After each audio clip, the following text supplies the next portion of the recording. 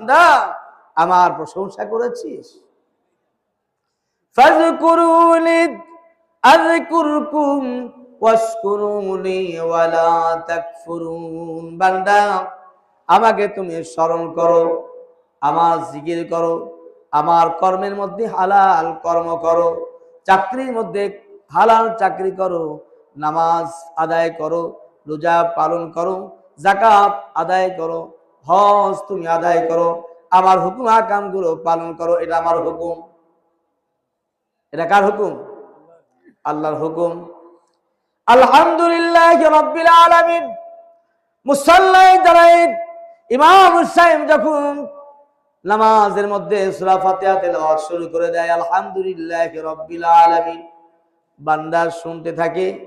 এমন একজন নেতা, এমন একজন ব্যক্তি তেলাওয়াত করছেন, জাতির শ্রেষ্ঠ সন্তান, জাতির শ্রেষ্ঠ সন্তান যিনি ইমামতি করেন তিনি।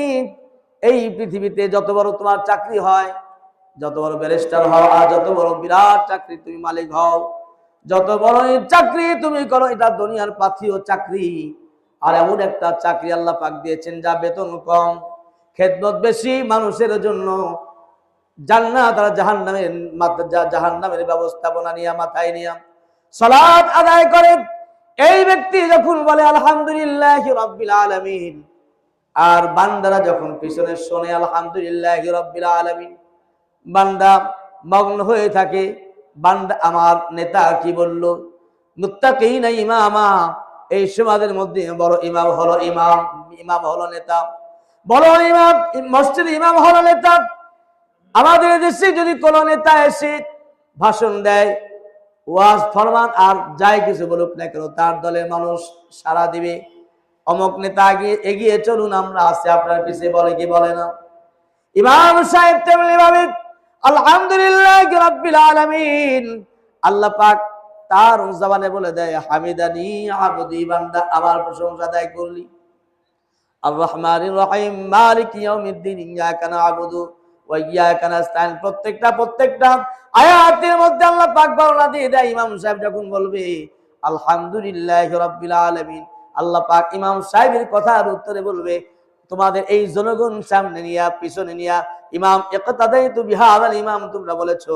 ইমাম সাহেব বলেন আনা ইমামুল লিমান হাদারা ওয়া মা ইয়াহাদুরু, আমার পিছনে যারা আছি তাদেরকে নিয়ে আমি সালাত আদায় করাচ্ছি, রুকু করছি। ইল্লানি আল্লাহু লা ইলাহা ইল্লা আনা ফাবুদুনি ওয়া আকিমিস সালাতা লিযিকরি। আল্লাহ তোমার ইবাদত বন্দেগীর মধ্যে আমি নেমে পড়েছি জামাতের সাথে ওয়াসজুদু ওয়াকতারিব, সব জাতি নিকটতম অবস্থায় আপনার কাছে আমি হাজির দিয়েছি। আমার পিছনে মুসল্লি আছে, আমার পিছনে মুসল্লায় দাঁড়িয়ে আছে, আমার পিছনে যারা মুসল্লি আছে তারা আমার কথা কিন্তু শুনতেছে। আর আমি আমার আল্লাহ পাকের কোরআন থেকে সূরাতুল ফাতিহা পড়ছি। এই ফাতিহার মধ্যে আমি প্রথম বললাম আলহামদুলিল্লাহি রাব্বিল আলামিন, আমি প্রশংসা আদায় করলাম যিনি কুন ফায়াকুন বলে সব সৃষ্টি করলেন।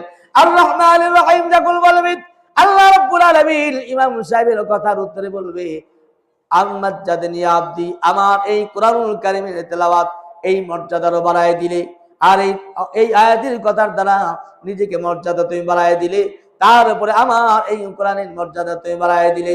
আর রহমানির রহিম মালিকি ইয়াউমিদ্দিন, এই কথা যখন বলবে, বলার সঙ্গে আল্লাহ পাক তার কথার উত্তরে বলবে আসনা আলাই আব্দি, বান্দারে তোমার সুসজ্জিত এই মুসল্লি, সুসজ্জিত মাথায় টুপি, সুসজ্জিত মাথার দাঁড়িয়ে রেখেছ, সুসজ্জিত ইসলামের গুণের মধ্যে সে আমার কাছে ওয়াসজুদু ওয়াকতারিব, আমার কাছে নিকটতম হয়ে এই মাথা নামাইয়া রুকু সিজদা করে যখন তুমি নামাজ আদায় করলে, আমি সেই নামাজের মডেলটা করে দিলাম। মিন বা'দি ইসমুহু আহমদ, মিন বা'দি ইসমুহু আহমদ মুহাম্মাদুর রাসূলুল্লাহ সাল্লাল্লাহু আলাইহি সাল্লাম। আমার পক্ষ থেকে যাকে বার্তা দিয়া, আমি আমার পক্ষ থেকে যে কোরআনুল কারীম নাজিল করি তোমাদের কাছে ওয়াজ নসিহত করার জন্য, আমার বক্তব্য দেওয়ার জন্য যাকে আমি তোমাদের সামনে উপস্থিত করলাম, তার একটি নাম হলো মুহাম্মাদুর রাসূলুল্লাহ। আমি আল্লাহ পাকের সবচেয়ে প্রশংসাকারী, পৃথিবীতে যত মানুষ শুরু থেকে শেষ পর্যন্ত আসবে, সব মানুষের প্রশংসা আমি আল্লাহ পাকের প্রশংসা করবে। সব মানুষের প্রশংসা এক দাঁড়িতে যদি রাখা হয়, এক পাল্লায় রাখা হয়, আর আমার মুহাম্মদ রাসূলুল্লাহ আমার প্রিয় রাসূল যে প্রশংসা আমার আদায় করেছে, এক পাল্লায় রাখলে ওই সমস্ত মানুষের গুণ আর সমস্ত মানুষের এই প্রশংসা থেকে আমি আমার নবীর প্রশংসায় বৃদ্ধি করে দেই। সুবহানাল্লাহ।